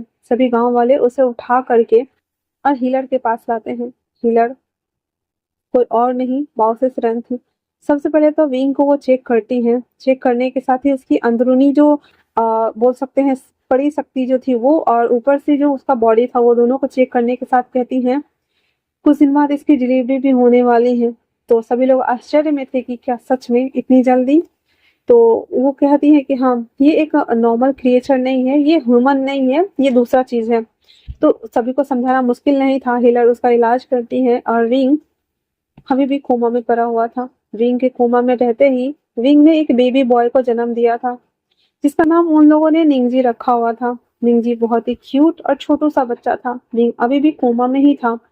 अब पूरे 1 साल हो चुके थे जो कि विंग कोमा से बाहर नहीं आया था उस रात के बाद से। वो बेबी भी 1 साल का हो चुका था और सारे गांव वालों ने उसका बहुत ही अच्छे से ख्याल रखा था। और यहाँ तक कि वो जो हीलर बाओसुसरन ने भी उस निंगजी का बहुत ही अच्छे तरीके से ख्याल रखा था। इधर वांग जी अपनी इंपेरियल पैलेस का सारा काम करता था, सब कुछ करता था, और सब कुछ खत्म करने के बाद शराब पी करके आता था और जांग चेन को लैंस चेन ने बहुत मिन्नतें की थी कि जांग चेन की सजा भी उसे दे, जांग चेन को कुछ ना करे क्योंकि उसका बच्चा होने वाला था इसी वजह से। तो लैंस चेन को वांग जी रोज रात को आता था और हंटर लेके मारा करता था। उसे बहुत बुरा लगता था कि उनके भाई की वजह से एक तो उसका ओमेगा उसका हो चुका है, और जिससे उसकी शादी हुई एक स्लैब था और वो भी उसे छोड़कर चला गया है। वांगजी के अंदर नफरत विंग के लेकर के और गग्गा को लेकर के बहुत ज्यादा बढ़ी हुई थी। वो कम होने का नाम ले नहीं रही थी। वो अपना गुस्सा, फ्रस्ट्रेशन, सभी चीजें को वो रोज लैंसिचन पे आके निकाल देता था। लैंसिचन भी अपनी भाई की हालत समझता था, इसलिए वो चुपचाप अपने कपड़े उतार कर घुटनों पर बैठ जाता और रोज कोड़े खाता था उससे। उसके बाद जब अंगजी का गुस्सा ठंडा हो जाता था तो लैंसिचन उससे कहता था क्या वो मिला? अंगजी रोते रोते वहां बैठ जाता है और कहता है 1 साल, 1 साल होने को आए हैं। अब मुझे मेरा घर काटने को दौड़ता है। मुझे मुझे छिंसी नहीं जाना। क्यों? क्यों किया आप लोगों ने मेरे साथ ऐसा? क्यों? क्यों किया? क्यों? और इतना बोलकर मांगजी बेहोश हो जाता है। फिर कुछ लोग उसे उठा पुठा करके जिंसी में लाके पटक देते हैं। एक रात मांगजी को सपना आता है जहाँ पे एक छोटा सा बेबी बॉय उसे कहता है पापा, पापा। और वो सुन करके वांगजी एकदम फटाक से उठ के बैठ जाता है और अपने आजू बाजू देखता है जहाँ पे कुछ भी नहीं था। वो कहता है ये क्या था? वो छोटा सा बच्चा कौन था जो मुझे पापा पापा बुला रहा था? और वो बस चौंक गया था और कहता है क्या क्या मुझे फिर वो चिल्लाता है सुयांग। रात के 2 बज रहे थे और सुयांग एट प्रेजेंट कहता है जी किंग। वांग जी कहता है क्या मेरे ओमेगा का कुछ पता चला? सुयांग कहता है नहीं, 1 साल हो गए हैं पर हमने अभी तक उसका पता नहीं लगाया। वांग जी कहता है ढूंढो उसे, ढूंढो, बस हर हालत में ढूंढो। और इतना बोल करके वो बाहर आ जाता है और बाहर आकर के बाहर के मौसम को देखता है और विंग के बारे में सोचता है कि किस तरह से वो हर रात विंग के साथ जबरदस्ती करता था, उसे बाइट करता था, उसके साथ सेक्स करता था, उसे मारता था, काम के लिए प्रेशर करता था सिर्फ इसलिए कि वो एक स्लैब था। और एक किंग होने के नाते वो एक स्लैब से शादी कैसे कर सकता था? अपना फ्रस्ट्रेशन निकालता था, गुस्सा दिखाता था। लेकिन कहीं ना कहीं वांगजी की आदत लग चुकी थी विंग के साथ में, और ये बात वांगजी समझना नहीं चाहता था। पूरे 5 साल हो चुके थे जहाँ पे वांगजी अभी भी विंग की यादों में खोया हुआ था। वो अल्कोहल का आदी हो गया था और वो इतना ड्रिंक करने लगा था कि दिन में भी उसे दरबार संभाले नहीं जाते थे। फिर भी वो जैसे तैसे सारे काम करता है। स्वयं आके बताता है कि हमें गांव का निरीक्षण करने के लिए जाना होगा क्योंकि कुछ लोग बाहर से आए हैं और वो शरणार्थी चाहते हैं। और हाँ, उसके अलावा वो लोग चाहते हैं कि उनके गांव में जो बाढ़ आई है ना, उसके लिए आपको वहां जाना चाहिए। वांगजी खिसियाते हुए कहता है बाढ़ आई है तो मैं वहां क्या करने जाऊं? इस पे सुयांग कहता है हमने सारे गांव को देख लिया है, सिर्फ वो गांव बचा हुआ है, क्या पता आपका ओमेगा वहां मिल जाए। वांगजी को एक होप सी जागती है और वो सुयांग के साथ कुछ सेना लेकर के, क्योंकि राजा महाराजा जब चलते हैं तो पूरी की पूरी एक टुकड़ी 5,000 सेना की जो होती है वो पूरा चलता था। तो लैंड डायनेस्टी भी कोई छोटी डायनेस्टी नहीं थी। इसी वजह से जितने भी लैंड डायनेस्टी में जितने भी पहरेदार और जो कुछ भी था वो सब उसके साथ था। लान वांगजी वहां से निकल के और उस गांव की तरफ चल देता है। वो लोग उस गांव में इन करने से पहले बीच में एक छोटा सा टाउन पड़ता था। वहां पे वो लोग आश्रय लेते हैं, जहाँ पे वांगजी के लिए कमरा बुक किया हुआ था। वांगजी अपने कमरे में स्नान वगैरह करके फ्रेश होकर के नीचे चाय पीने के लिए आता है। चाय पीते पीते न जाने क्यों वांगजी की नजर एक छोटे बच्चे पे जाती है, जो कि एक खिलौने के लिए बहुत ज्यादा मतलब उतावला हो रहा था। लेकिन उसके साथ खड़ा एक ओमेगा उसे नहीं दिला रहा था। वो ओमेगा बाहर उससे आगे निकल गया था और वो बच्चा वहीं खड़ा था। पता नहीं क्यों वांगजी अपनी जगह से उठ करके बाहर आने लगता है, तो उसके सारे सिपाही उसके पीछे हो जाते हैं। वांगजी इशारा करता है कि वो यही है। फिर वांगजी उस बच्चे के पास आता है और उसे कहता है, तुम्हें क्या ये खिलौना चाहिए? वो बच्चा कहता है, पापा। वांगजी एकदम शॉक हो जाता है, कहता है, क्या कहा तुमने?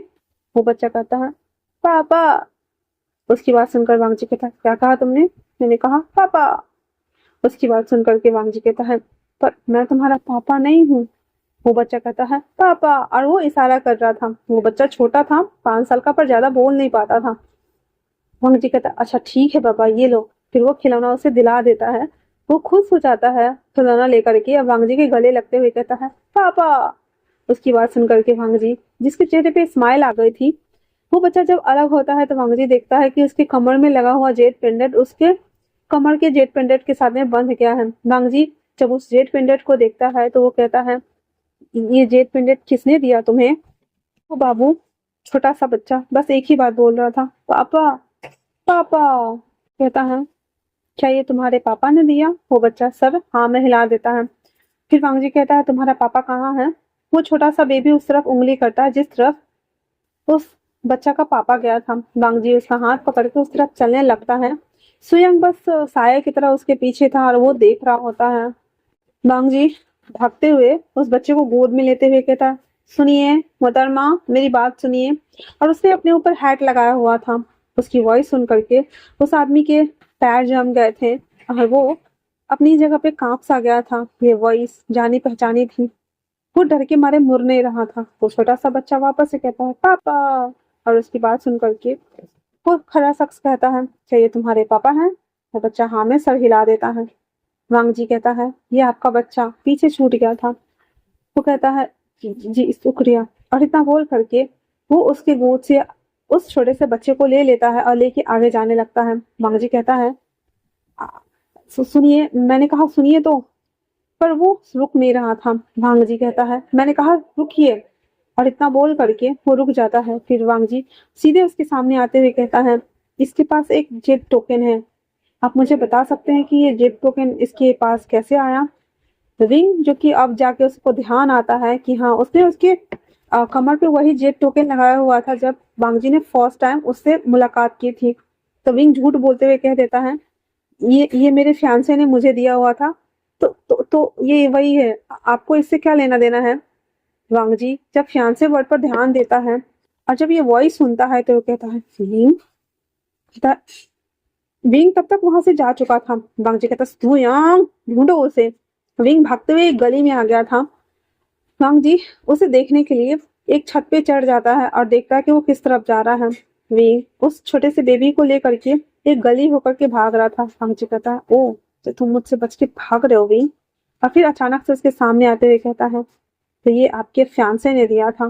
क्या मैं जान सकता हूँ कि आपका फियांसे वो कौन है? विंग अभी भी अपना बेल नहीं हटा रहा होता है, जो कि कैप के चारों तरफ एक बेल लगा हुआ था। विंग कहता है, मैंने कहा ना, मेरी मुलाकात एक बार उसके उसके साथ पॉन्ड के किनारे हुई थी। तो उस टाइम पे मुझे उन्होंने दिया था। आप होते कौन है पूछने वाले कि मेरा फियांसे कौन है? हाँ। वांगजी कहता, ओ, तो उस पॉन्ड के किनारे देने वाला और लेने वाला शख्स एक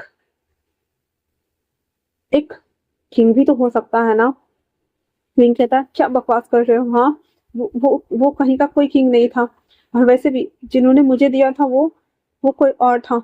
तो वांगजी कहता है, और हाँ, और जिसे मैंने दिया था वो भी कोई और था। वो एक किटन था। विंग कहता है, क्या कहा? किटन? तो वांगजी कहता है, हाँ, वो एक किटन था, एक क्यूट सा किटन, एक वाइट किटन। विंग कहता है, हाँ, जो भी था, पर आपको इससे क्या? और इतना बोल को वो जैसे ही जाने को होता है, वांगजी उसके फेस पे लगा वेल हटा देता है और कहता है, ये सब क्या हो रहा है? विंग वांगजी को देख करके एकदम डर गया था और वो बेबी, छोटा सा बेबी विंग को और वांगजी दोनों को देख कर कहता है, पापा पापा पापा। विंग कहता है, बेबी बेबी आयुआन, ये आपके पापा नहीं है। वो बेबी बस एक ही बात बोल रहा था, पापा पापा। वांगजी कहता है, ये मेरा बच्चा है। विंग कहता है, नहीं ये आपका बच्चा नहीं है, मैंने कहा ना ये मेरे फियांसे का बेटा है, मैं जाता हूँ। और इतना बोल को वो जैसे ही जाने को होता है, एक तरफ से सुयांग था और एक तरफ से वांगजी था। वांगजी कहता है, तुम्हें लगता है कि तुम जा सकते हो विंग? विंग कहता है, हाँ मैं जा सकता हूँ, क्योंकि मुझे आपके साथ नहीं रहना। वैसे भी एक किंग एक नौकर के साथ नहीं रहता है, आपने ही कहा था ना आप सब्स्टिट्यूट, कंक्यूवाइन और एक फूरन तीनों रख सकते हैं, तो आप फूरन और कंक्यूवाइन को रखिए, सब्स्टिट्यूट के रखिए, पर एक स्लैब को आप नहीं रख सकते हैं, समझे ना? और इतना बोलकर वो भागने लगता है। तो सुयांग आगे से घेरते हुए कहता है, मिस फूरन आप नहीं जा सकती। विंग उसको धक्का देते हुए कहता है, मैं किसी की फूरन नहीं हूँ। वांगजी कहता है, पकड़ो उसे, मुझे वो चाहिए हर हाल में। विंग भागते हुए एक ना बिल्ली था ना, वो उसका बेबी भी बिल्ली की पावर्स का था, वो दोनों छोटे छोटे किटन में बन जाते हैं और एक गुफा के अंदर घुस जाते हैं जहाँ पे सुयांग और वांगजी जा नहीं सकता था। कहता है, तो मुझे वो चाहिए, मतलब चाहिए। किसी तरीके से हमारा वांगजी, विंग और वो छोटा आयुआन दोनों वांगजी के चंगुल से बच करके वापस से उस गांव में आ जाते हैं जहाँ पे वो लोग रहा करते थे। ऊपर से देखने पे वो गांव दिखता ही नहीं था, क्योंकि बादलों के ओट में छुपा वो गांव किसी को नजर नहीं आता था और वो लोग वहां चले गए। सुयंग कहता है कि आगे कुछ भी नहीं है, बस जंगल है, घने पहाड़ है और कुछ भी नहीं है। वो दोनों कहाँ जा सकते हैं? आंगी कहता है, तुमने देखा नहीं, वो दोनों किटन है, मतलब कि वो कहीं भी तो जा सकते हैं ना। ढूंढो, मैंने कहा ढूंढो, बस ढूंढो। मुझे कहता है, मुझे पहले क्यों नहीं पता चला कि जिस किटन से मैं पहली बार मिला था कि तुम हो सकते हो ही। क्यों क्यों अपनी आइडेंटिटी तुमने छुपाई? हाँ, अब 2-3 दिन तक पूरे जंगल को सर्च किया जाता है, वांगजी भी साथ में सर्च करता है, पर विंग का कहीं अता पता नहीं था, क्योंकि विंग तो गांव आ गया था ना। अब जिस दिन वो भागकर गांव आया था, एक पेड़ के किनारे वो थका हुआ बैठा कर कहता है, आपको नहीं, ये जेड पेंडेंट नहीं मिलेगा, इस वजह से प्रॉब्लम होती है बहुत ज्यादा। तो कहता है, पापा पापा। उसकी बात सुनकर विंग कहता है, बस एक ही बात इसको बोलने आता है, पापा पापा, इसके आगे कुछ नहीं, चलो चलते हैं। और इतना बोल करके विंग आयुआन को लेकर के घर आता है, जहाँ पे बॉस तुरंत कहती है, विंग बेटा अब शायद से आपके जाने का वक्त हो गया है। विंग कहता है, ऐसा क्यों कह रही है ग्रैनी? वो कहता है, क्योंकि आपको नहीं लगता कि आपको अल्फा को आपकी जरूरत है? इस पे विंग मुंह बनाते हुए कहता है, मेरा कोई अल्फा नहीं है, और अगर होगा भी तो उसे मैं नहीं चाहिए होंगी। एक किटन को कौन रखता है भला? बॉस कहती है, एक किटन को उसका अल्फा ही तो संभालता है, वैसे भी आपकी पावर ये आपकी मॉम से मिली है। कहता, मेरी मॉम? तो बॉस कहती है, हाँ आपकी मॉम। फिर बाउंसर अपना वेश बदल के दिखाती है, तो वो भी एक किटन थी, क्यूट किटन, जैसा विंग था वैसा ही। विंग कहता है, ये मैं आपके जैसा क्यों हूँ? तो कहता है, ये हमारा गांव है, ये बिल्लियों का शहर है, जहाँ पे यहाँ के हर प्राणी एक किटन प्राणी है, इसी वजह से तुम यहाँ आ सके। यहाँ पे नॉर्मल इंसान नहीं आ सकता है, और इस जगह के बारे में किसी को नहीं पता, क्योंकि ये पहाड़ों के ऊपर से दिखता ही नहीं है। अब तुम्हें यहाँ से जाना होगा, इससे पहले कि किसी को इस गांव का पता चले और यहाँ पे आतंक या विध्वंस मचाए। आपको कल सुबह यहाँ से रवानगी करी जाएगी, बड़े ही शानो शौकत के साथ में। आपको अपने अल्फा के पास जाना होगा। किंग कहता है, पर मैं अपने अल्फा के पास नहीं जाना चाहता, वो मुझे पसंद नहीं करते। विंग की बात सुनने के बाद बॉस फ्रेंड कहती है, हो सकता है कि नहीं करते हो, पर फिर भी। तभी एक शख्स भागता हुआ आता और कहता है कि कुछ लोग हमारे गांव की तरफ बढ़ रहे हैं, पर कौन है पता नहीं, वो जंगल के बहुत करीब आ गए हैं, अब हम क्या करें? बाउसरन कहती है, सारे चिराग बुझा दिए जाए। जितना भी गांव में चिराग लालटेन वगैरह जल रहा था, वो सारे बुझ जाते हैं और पूरा गांव अंधेरे में ओत प्रोत हो जाता है। विंग, ये लोग बिल्ली थे ना, तो रात में आंखें इन लोगों की चमकती है ना, वो देख पा रहा था कि ऊंची चोटी पे कुछ सैनिक है और वहां पे वांगजी भी खड़ा था। विंग कहता है, अल्फा। ये वर्ड जैसे वांगजी के कानों में गूंज रहा था, उसकी डेमोनिक पावर बहुत ज्यादा एक्टिवेट हो गई थी और वो कहता है, विंग यही कहीं आसपास है। फिर वो कहता है अपने मन में, अगर तुम नहीं लौटे तो मैं इस पूरे जंगल को तहस नहस कर दूंगा। फिर वो सोयांग को ऑर्डर देता है कि पूरे जंगल में आग लगा दो। फिर सोयांग कहता है, पर जंगल जलाना जरूरी है? कहता है, वो इसी से बाहर आएगा, वरना वो नहीं आएगा, क्योंकि वो कोई नॉर्मल सिविलाइजेशन से बिलोंग नहीं करता है। वो एक बीस्ट क्लान से बिलोंग करता है, जो कि एनिमल क्रिएचर्स के होते हैं। श्रेयांक कहता क्या कहा आपने? कहता हाँ। फिर श्रेयांक के पास कोई ऑप्शन नहीं था वांग जी के ऑर्डर को फॉलो करने के अलावा, इसलिए वो पूरे जंगल में आग लगाना शुरू करता है। बासुसनैन सभी को देख रही थी जलते हुए। ये कहता है क्या वो पूरा जंगल जला देगा? बासुसनैन कहती हैं चॉइसेस इज योर्स, अब फैसला आपके हाथ में है विंग। आपको जाना है, अपने अल्फा को रोकना है, या फिर हम लोगों को मरते हुए देखना है? विंग कहता है नहीं, मैं जाता हूँ, मैं अभी जाता हूँ। इतना बोलकर वो सोया हुआ आयुआन को अपनी गोद में लेता है, बिल्ली के बीच डाल करके, और उस गांव से वो पहले बाहर निकलता है और फिर वांग जी के सामने आके, बिल्ली ही था, फिर बिल्ली से वो इंसान बन जाता है जिसके गोद में आयुआन सोया हुआ था, और आते ही कहता है कि आप ये सब रोक दीजिए वरना हमारे गांव वाले मारे जाएंगे। आपको हम चाहिए ना, अभी के अभी ये सब रोक दीजिए प्लीज। और इतना बोलकर वो अपने घुटनों पे बैठ जाता है। वांग जी विंग के आने से खुश तो था, पर एटीट्यूड दिखाना तो बनता है, इसलिए वो कहता है अच्छा, फिर क्या गारंटी है कि आप हमारे साथ नहीं चलेंगे और हमारे साथ नहीं रहेंगे? अगर आप नहीं गए, हम पूरे गांव में आग लगा देंगे। वांग जी के पास सुनकर विंग बहुत ज्यादा डर गया था और वो कहता है नहीं नहीं, हम चल रहे हैं आपके साथ, इसे रोकिए, प्लीज रोकिए। फिर वो कुछ सिपाहियों को ऑर्डर देता है कि जहां जहां आग लगाए थे वहां वहां पे सबको बुझाओ। सभी लोग ना कपड़े से, तो कभी बोरे से, खुद से वो सबको बुताते हैं। ज्यादा पेड़ में लगा ही नहीं थे आग, दो चार पेड़ में ही लगा था। और फिर उसके बाद वो लोग अपनी पावर से उन सबको बुझा देते हैं। हालांकि पेड़ टूट टूट कर अब गिर रहे थे जितने में भी आग लगे थे, और बाकी का पता नहीं कि आग फैलता या घटता। पर वांग जी कहता है मैं अपनी पावर से बारिश तो करा दूंगा और ये सब बंद हो जाएगा, पर आपको हमारे साथ चलना होगा तभी, नहीं तो आपके गांव वाले सरवाइव नहीं कर पाएंगे। विंग कहता हम चलने के लिए तैयार हैं। फिर वांग जी विंग और आयुआन को लेकर के उस जंगल से बाहर आता है। फिर वांग जी सुयंग को कहता है सारे लोग आ गए। वांग जी अपने डेमोनिक पावर का यूज करता है और वहां पे पानी की बरसात करवाता है। पूरा पानी पड़ने की वजह से जितना जगह आग लगा था, सारे आग बुझ गए थे। वांग जी विंग को कहता है बग्घी में चल के बैठिए। विंग चुपचाप से उसमें आके बैठ गया था जहाँ पे विंग आयुआन को अपनी गोद में लिए हुए था। वांग जी चाहता था कि विंग को वो गले लगाए और अपने बेटे को अपने सीने से लगाए, पर वो फुल एटीट्यूड मार रहा था। वांग जी उसे लेकर के वापस से अपने किंगडम गोसू की तरफ रवानगी लेता है। 4 दिन की लंबी यात्रा के बाद वो दोनों अंदर आ चुके थे। अंदर आने के साथ ही वांग जी विंग और हुआन को लेकर के अपने जिंसी में आता है। बाहर आने के साथ ही वांग जी विंग के गोद से युवान को लेकर के बेड पे लिटा देता है। उसके ऊपर कंबल डालते हुए एक मुस्कुराहट के साथ में उसे सुला करके फिर एक कूल्ड एक्सप्रेशन के साथ में विंग के सामने आता है, जहाँ पे विंग उसे देखकर बहुत ज्यादा डर रहा था। मुझे कहता है आपको पता है आपके जाने के बाद हमें हमने आपको कितना मिस किया। हाँ, विंग कहता है आपको कुछ चाहिए? मैं आपके लिए खाना बना दूं, कपड़े निकाल दूं? हाँ। राम जी धीरे धीरे करके विंग की ओर बढ़ रहा था, लेकिन विंग डर के मारे पीछे जा रहा था। जाते जाते वो एक मेज से टकराने वाला था कि वांग जी उसे अपनी बाहों में भर लेता है। अभी विंग वांग जी के सामने में एकदम छोटा सा किटन लग रहा था, जैसे कि 12-13 साल का कोई बच्चा हो। वांग जी उसे अपनी गोद में ऐसे चढ़ा करके बिठाते हुए कहता है आपको पता है हमने आपको कितना मिस किया। हमें लगा नहीं था कि आप हमें मिलेंगे, पूरे 5 साल हो गए हैं जब आप मुझे मिले हैं मेरे बेटे के साथ में। आपको नहीं लगता कि आपको सजा मिलनी चाहिए? हाँ।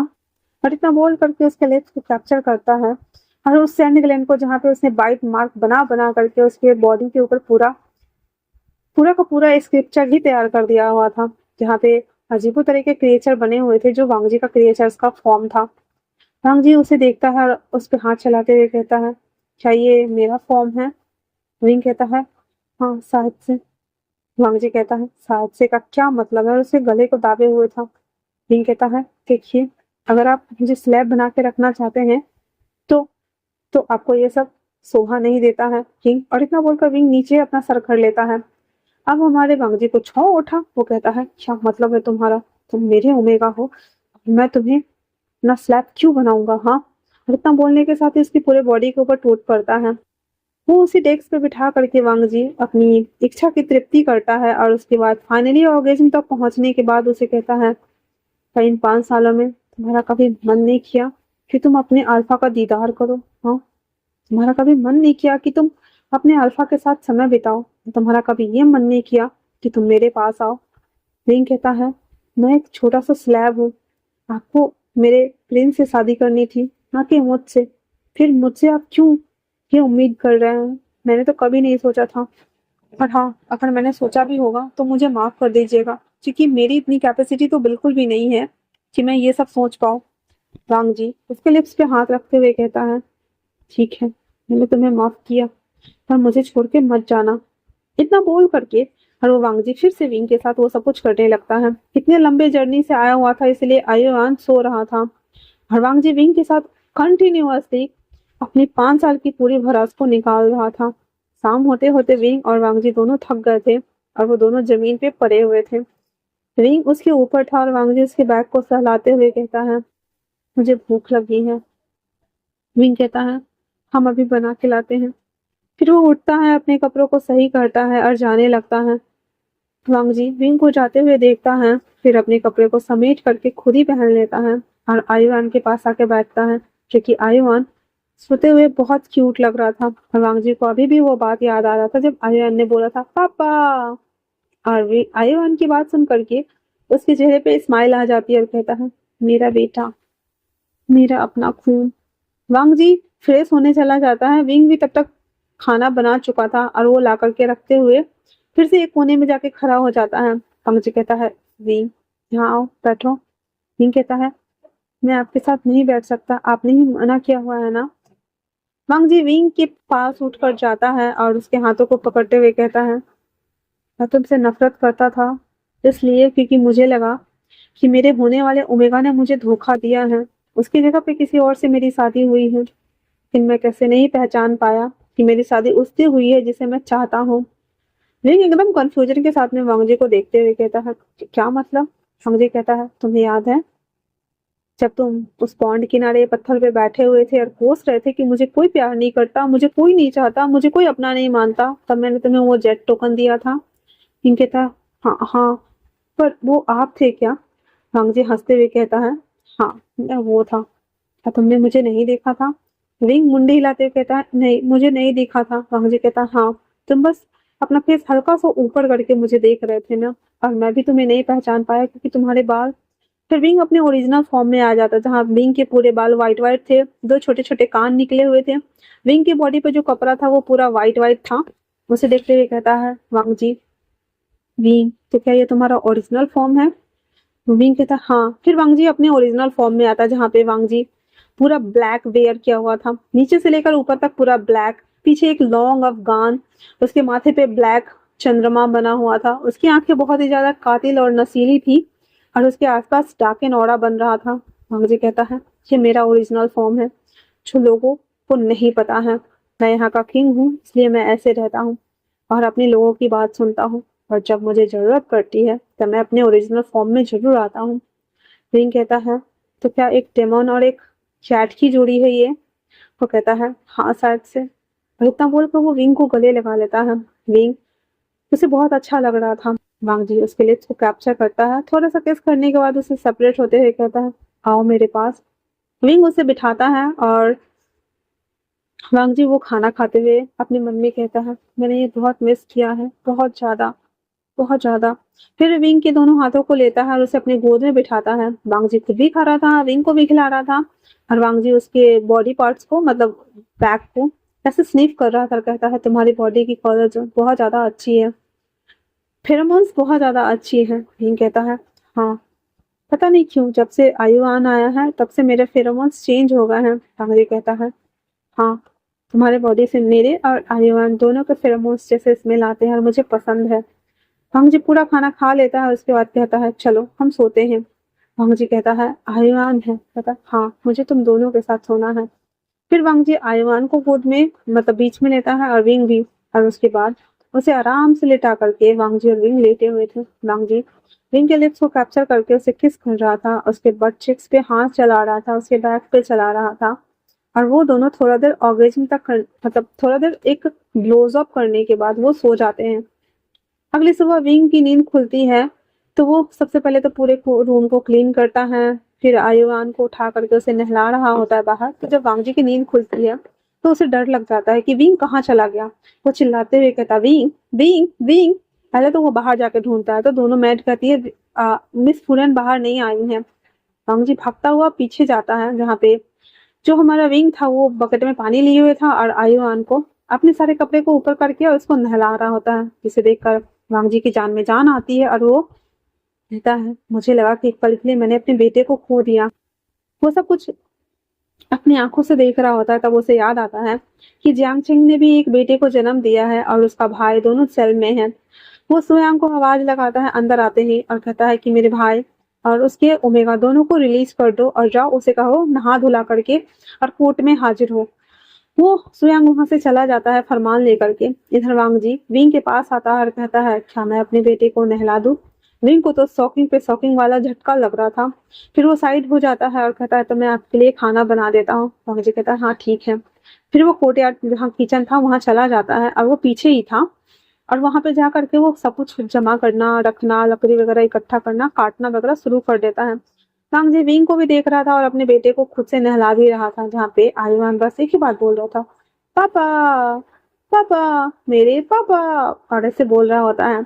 उसकी वॉइस सुन करके वांग जी को इतना अच्छा लग रहा था, वो एकदम फूले नहीं समा रहा था। फिर वो उसे नहला करके और अंदर लाता है। उसके लिए छोटे कपड़े मंगवाए जाते हैं और वो उसे पहना रहा होता है, अपने हाथों से उसके बालों को बनाता है। उसे रेडी करते हुए वांग जी भी खुद नहाने चला जाता है, जहाँ पे आयुआन खिलौना से खेल रहा होता है। तब तक 2 मेड आकर के पूरे कमरे की साफ सफाई कर देती है। फिर वांग जी और आयुआन पीछे की तरफ आता है, जहाँ पे टेबल कुर्सी लगा हुआ था। वो दोनों वहां जाके बैठ जाते हैं। विंग भी जो कुछ भी बनाया हुआ था वहां पे लाके सब सर्व करते हुए कहता है, ये रहा आपका खाना, खाइए। वांग जी कहता है, विंग तुम भी आओ। विंग कहता, मैं आप वांग जी कहता, मैंने कहा ना, तुम मेरे स्लैब नहीं हो, तुम मेरे प्यार हो, मेरा फूरन हो, सब कुछ हो। और हाँ, अच्छे से रेडी हो जाओ, मुझे तुम्हें लेकर पैलेस चलना है। विंग बहुत ज्यादा खुश था और वो कहता है, सच में? वांग जी कहता है, मैं बस एक गलती को सुधारना चाहता हूँ, प्लीज मुझे माफ कर दो विंग। अगर तुम कहो तो मैं घुटनों पे। तो वांग जी की बात सुनकर विंग कहता है, नहीं नहीं, आप मेरे अल्फा हैं, आप ऐसा नहीं कर सकते और मुझे भी माफ कर दीजिए। मैं आपको बिना बताए आपको छोड़ के चला गया और आपको आपके बेटे से दूर रखा। उसकी बात सुनकर वांग जी कहता है, एक तो अच्छा किया, अगर नहीं रखते तो शायद मैं कभी रियलाइज करता ही नहीं कि मेरे जीवन में तुम्हारी क्या वैल्यू है, तुम क्या हो मेरे लिए। सच में तुमने बहुत अच्छा किया है विंग। और इतना बोल करके वो विंग को गले लगा लेता है। विंग भी बहुत ज्यादा हैप्पी था, इसलिए वो भी उसके गले लग जाता है और कहता है, आई लव यू। और वो दोनों एक दूसरे को हग करते हैं। फिर तीनों नाश्ता करते हैं, फिर पैलेस आते हैं, जहाँ पे वांग जी सबको बोलता है। विंग वेल में ही था और वांग जी के अलावा विंग को कोई देख नहीं सकता था। हल्का सा वेल उठाता है और सबके सामने उसका इंट्रो कराते हुए कहता है, ये मेरा फूरन है और आज से तुम लोगों की ये ट्यून है। और इतना बोल करके वो अपने बेटे को इंट्रो कराते हुए कहता है, ये मेरा बेटा है आयुयान। जहाँ पे आयुयान दोनों हाथों को ताली बजाते हुए कहता है, पापा, मेरे पापा, मेरे पापा, ऐसे वो बोल रहा होता है। सारे आयुयान की बात सुन करके कहते हैं, ये बच्चा बहुत क्यूट है। लिंग कहता है, और उसके बाद वो दोनों बैठ जाते हैं। फिर वहां पे जियांग छिंग के साथ उसका बेटा और उसके बाद लैन सिचेन थे। वो तीनों वहां पे आते हैं, जहाँ पे उन्हें नहला धुला के लाया गया था। वांग जी नीचे उतर कर आते हुए कहता है, पापा, मुझे अपने किए की सजा मिल चुकी है, क्या आप मुझे माफ करेंगे? वांग जी कहता है, देर आए दुरुस्त आए। मुझे पता है वांग जी, जब तुम सेल में बैठ के रोते थे और विंग के बारे में सोचते रहते थे, तब मैंने तुम्हारी आंखों में पश्चाताप देखा था। वांग जी कहता है, मुझे चाहे तो आप मार सकते हैं गगो, क्योंकि मैंने आप पे बहुत अत्याचार किए हैं, मुझे माफ कर दीजिए। लैंसटन कहते हैं, मेरे अंदर भी डेमोनिक पावर्स थी वांग जी, पर मैंने उस डेमोनिक पावर को खत्म करने के लिए मैं सेक्लोजन में चला गया। तो मेरे अंदर कोई ऐसी पावर नहीं है, पर हमारे पेरेंट्स के तौर पे जो तुम्हें पावर्स मिली हैं वो तुम्हारे अंदर हावी होंगी ही। और जब गुस्सा आएगा तो तुम उसे कंट्रोल नहीं कर सकते हो। तुमने उस समय वही किया जो तुम्हें ठीक लगा। तुम्हें लगा कि हम गुनहगार है, दोषी है, क्योंकि मेरे वजह से सब कुछ बर्बाद हुआ था। तो जियांग कहता है, नहीं, मेरी वजह से, क्योंकि मैंने विंग से कहा था कि अगर मैं चला जाऊं तो मेरी जगह पे तुम शादी कर लेना। ये सब मेरी वजह से हुआ था। यहाँ पे सिजोई टुकुर टुकुर आयुआन को देख रहा था। आयुआन कहता है, मेरे पापा, मेरे पापा। सिजोई कहता है, मम्मा, ये पापा के आगे कुछ क्यों नहीं बोलता? विंग कहता है, हम अलग स्पीसीज है ना, तो सिजोई अभी धीरे धीरे बोलना सीख जाएगा। उसकी बात सुनकर वो कहता है, क्या मैं बेबी ब्रो के साथ में खेलूं? तो विंग कहता है हाँ हाँ आप बाओबाओ के साथ खेल सकते हैं। फिर सुजुई आयुआन को लेकर के बाहर चला जाता है और यहाँ पे वांग जी अपने गगा को मिलता है और विंग जियांगचेंग से मिलता है। उसके बाद वांग जी कहता है आपको मंत्रिमंडल का कार्य सौंपता हूँ मैं और आपको विंग के साथ मिल करके हरम की सारी जिम्मेदारियों और पैलेस में जितने भी सर्वेंट्स हैं उन सब की जिम्मेदारी मैं आपको देता हूँ।